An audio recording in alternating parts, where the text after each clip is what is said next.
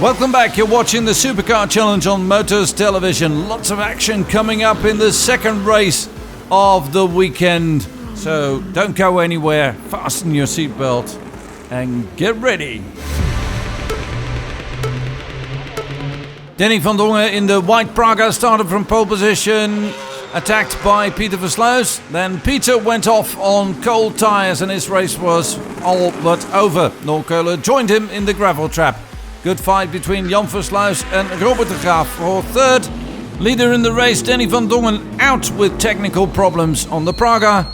Then, of course, after the compulsory pit stops, everything changed. New cards, new chances and new drivers. Before the pit stops, Henk Thuis spun the BMW. But after the pit stops, Pim Verriet took the BMW and won the race.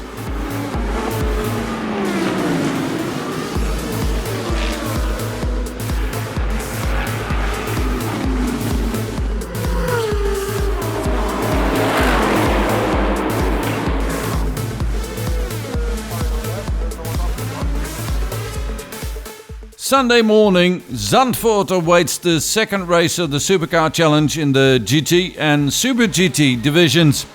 Challenging track in the dunes commands respect from all drivers. Well, the names of all these corners I'm not familiar with. There are blind corners that you take full throttle. It takes quite a while to get used to. There's one corner, Schijfvlak, which really scares the beep out of me. All corners are blind, says Rob Campus. A lot of corners are off camber as well. So if you don't know how to drive these corners, you lose seconds per lap. Well, it's more exciting than Zolder. You really have to push hard to create downforce. And then you think you're going fast and then you need to go faster even more. It's very bumpy, especially at the entrance of the high-speed corner Schijfvlak. And I think the car comes loose in the front end. The front end gets very light and you have to have big cojones to go fast there. So it's Rick Cabresh starting this one. Alex van 't Hoff next to him on the first row. Jan Versluis is third. And Peter Versluis has a great start on the inside. Good line to pass a few cars. Started 15th and is now in 7th place. Fantastic start by Peter Versluis in the 458 Ferrari. Alex van 't Hoff in the Corvette is leading. Pole sitter Rick Cabresh in second place. Then the Viper and look at Peter Versluis. And Frans Lamotte missing his braking point completely and touching the rear end of Peter Versluis's Ferrari. We see from the point of Jackie van der Ende in the Mondeo, there's the spun Ferrari. Well, during the start it was very confusing. It was mayhem. I got hit from behind, I hit someone in front of me, and then I got another hit from behind and I touched the Ferrari and I spun. Too bad.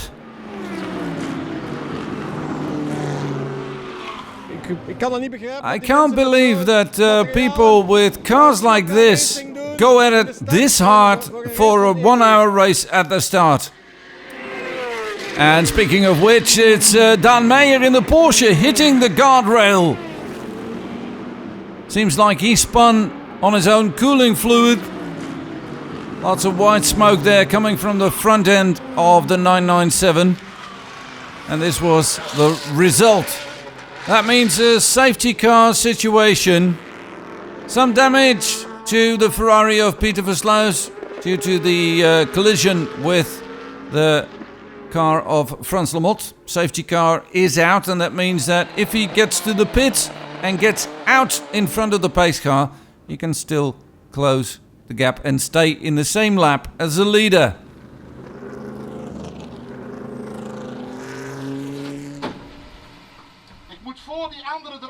And that's exactly the instruction he gives to the crew. I need to get out before the pace car. And together with Frans Lamotte they can rejoin the race. So Alex van 't Hoff Then in second place, Ricker Bresch. Philip Ribbons in the Viper in third. And then Jan Versluis in fourth. And the car of Frans de Mot being towed off. And then a very quick restart from Jan Versluis. Goes to second place. It might have been a bit too early. But it's up to the clerk of the course to do whatever they need to do. He takes the lead going into Tarzan corner. Alex van 't Hoff in second place. Ricker Bresch in third. I don't think it will stay like that. Barry Marson in the white Viper leading the GT division. All problems there for René Wijnen. Not a good year for him. In third place in the GTs is Jackie van den Ende, and that's Max Brahms taking second place in the V8 Star. Both V8 engines, the Mondeo Silhouette also a V8 engine this year. Ricker Bresch overtaking Alex van 't Hoff for second place. Van 't Hoff now in third, and the Viper in fourth. Peter Versluis still making up for lost ground, doing very well. Alex van 't Hoff in third place. Robert de Graaf getting closer and closer, and it looks like, oh, there it is, yes, Ricker Bresch takes first place, outbraking the Ferrari. Alex van 't Hoff trying to do the same, going into Tarzan corner. It looks like Jan Versluis has a better momentum coming out. No, it's the Corvette, the grunt of the Corvette, coming out of Tarzan corner. So, Ricker Bresch 1, Alex van 't Hoff 2, and we're back with the GTs. And that's Wilfred Herder in the Aston Martin, leaning a bit on Van Herk with the Mazda 3 Silhouette car. And a drive-through penalty for Jan Versluis. Yeah, so I saw the lights go out in the restart, and I saw Rick and Alex sleeping a bit, so I positioned myself next to them and floored it when the lights went out. And I just saw the pictures, the footage, and it looks like 15 centimeters that I was on the throttle too early. Anyway, I was in front of the pack, and I enjoyed it. Back with the GTs. Fight for third place. Jackie van den Ende in third. Stephen Bellingen in fourth. We're on board with Peter Versluis, cutting his way through the field.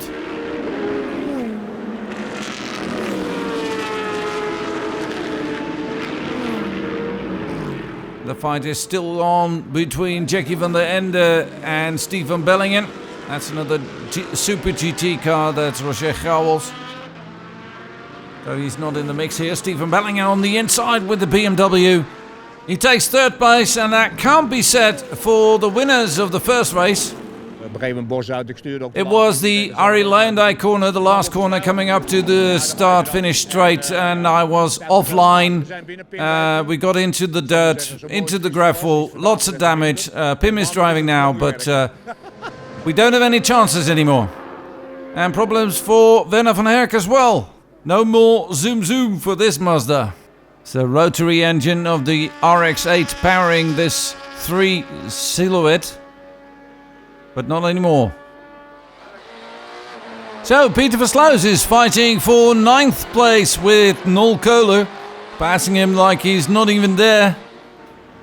And it seems to be a good fight developing between the two Corvettes. And it's Ricker Bresch on the inside. Alex van 't Hoff! He turns in and hits the Armco in a big way.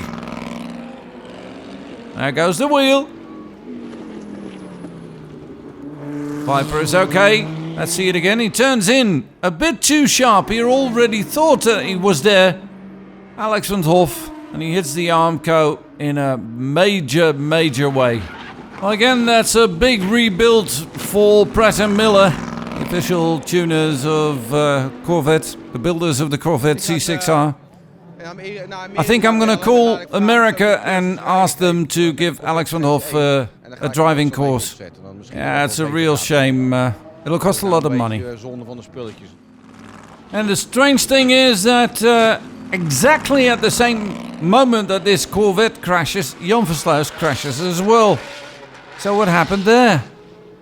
Well, it was a bit of a coming together with Rob Campus. Two cars fighting over the same piece of asphalt. And the Ferrari getting the grunt of it. Well, the Viper is finished as well. He's pretty miffed. So a lot of excitement in this second race of the weekend. Pim van Riet carrying on in the damaged BMW. And after the break, we'll be back with more racing action from the Zandvoort circuit.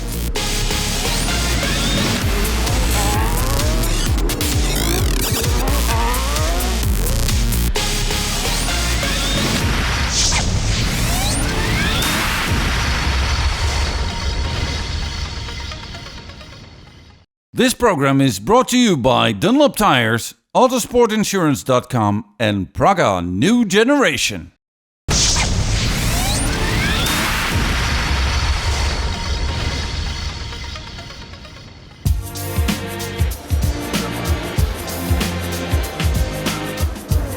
So, welcome back at Zandvoort. We're watching the second race of the weekend with lots of excitement all around the track. Cars dropping off like flies.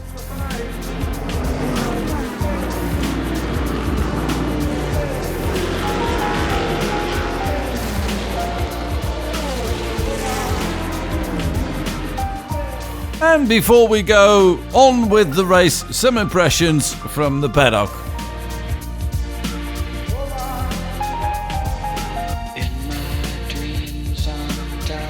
Supercar Challenge, of course, with a lot of different cars, different drivers. Some are more experienced than others, and some have just made a step up. The auto is... Well, the car is new to me. I started my career in the Mini Challenge, so it's a step up. Quite a steep learning curve, actually, but it's coming.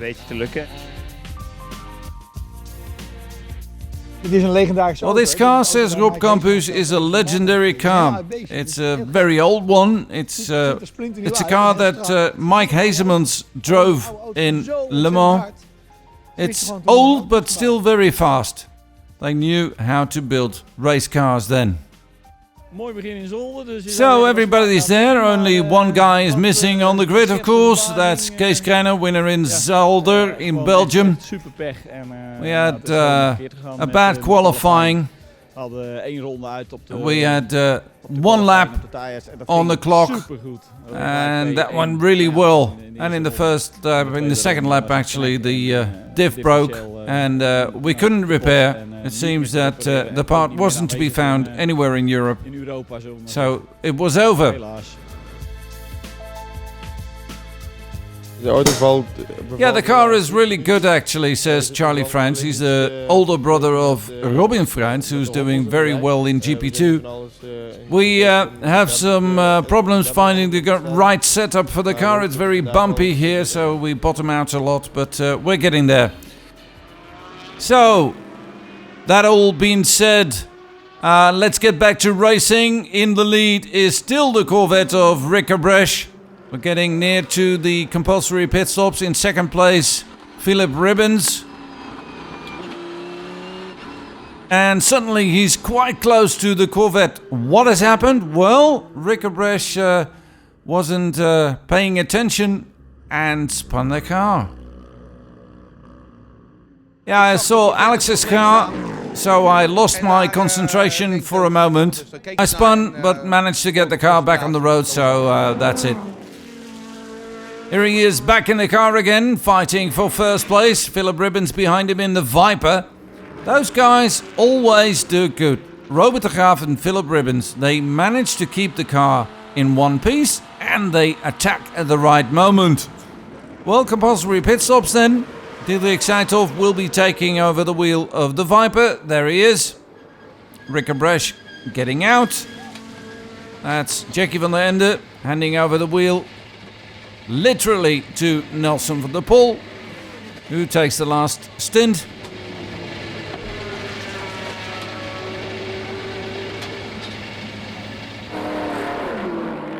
Saitov pulling out of the pit lane.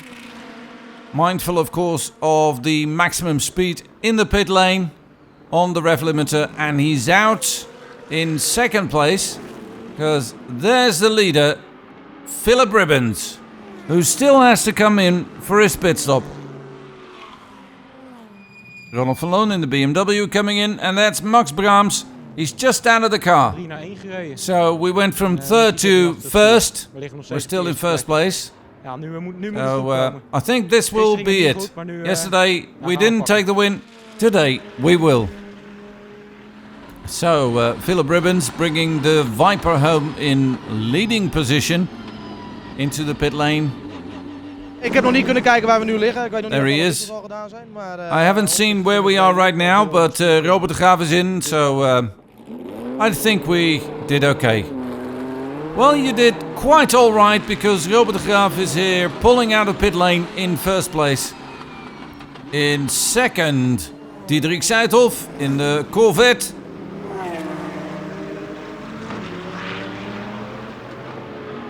So, after the pit stops, it was Barry Maassen leading the GT division. Nico Pescarelli really pressed on and has taken the lead in the GT division indeed.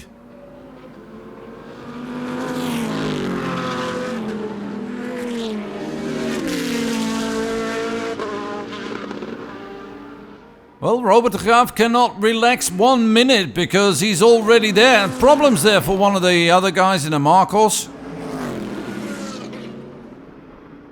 Back with the fight for first position. Robert de Graaf in the Viper. Behind him, Diederik Seithoff getting closer and closer and really putting the pressure on.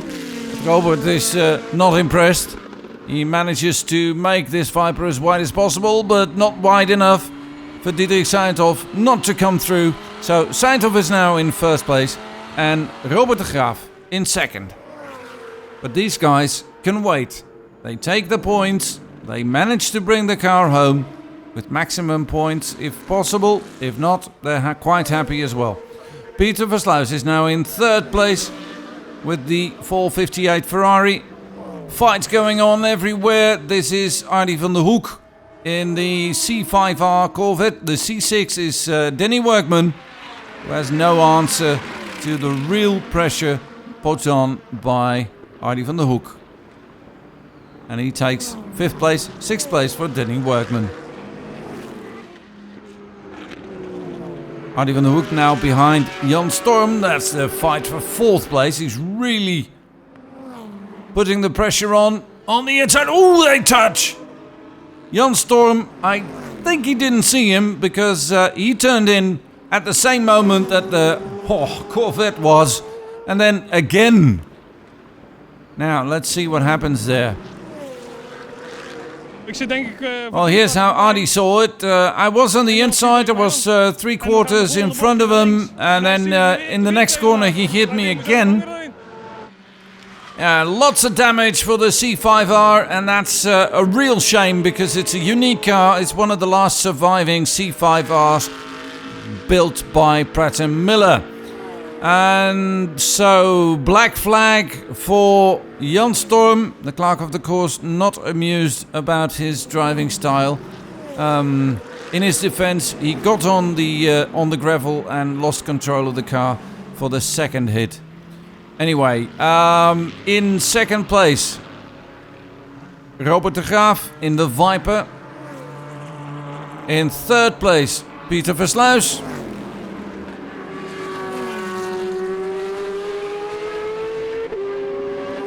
Doing a lot better than the first race here.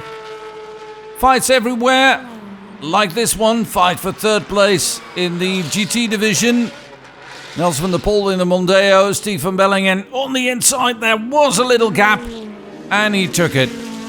Well, Van der Pol is not having anything out of it. Trying to counter. No way. Again, in the gravel, Jan van der Kooi with the very unfortunate Lotus Exige.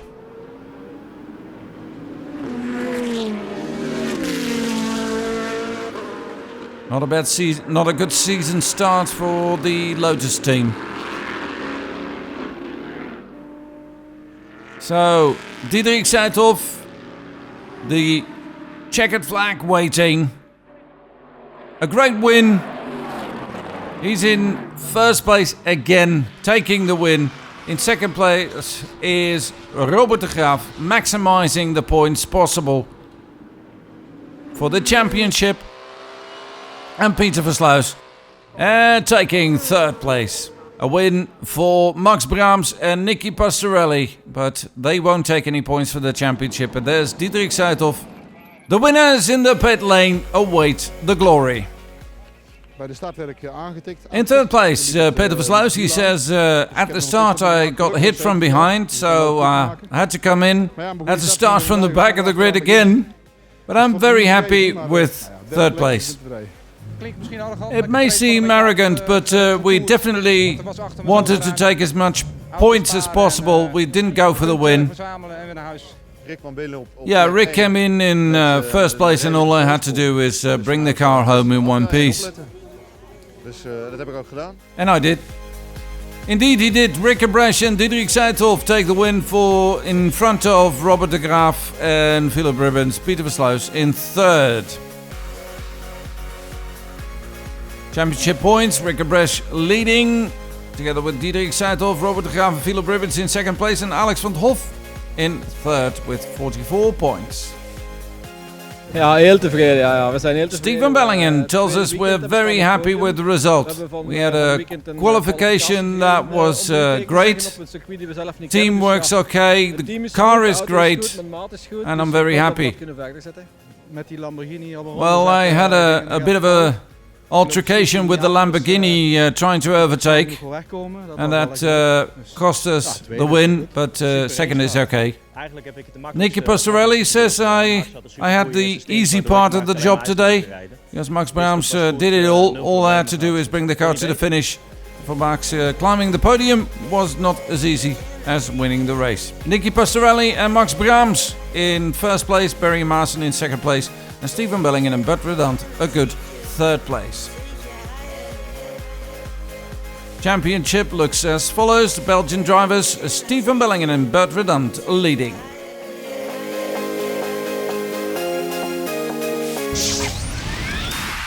And so that's it from this weekend of the Supercar Challenge. We'll be back, of course, with 2 races, Saturday and Sunday from the Nürburgring.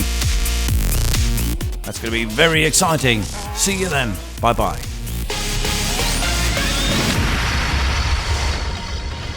This program is brought to you by Dunlop Tires, Autosportinsurance.com and Praga New Generation.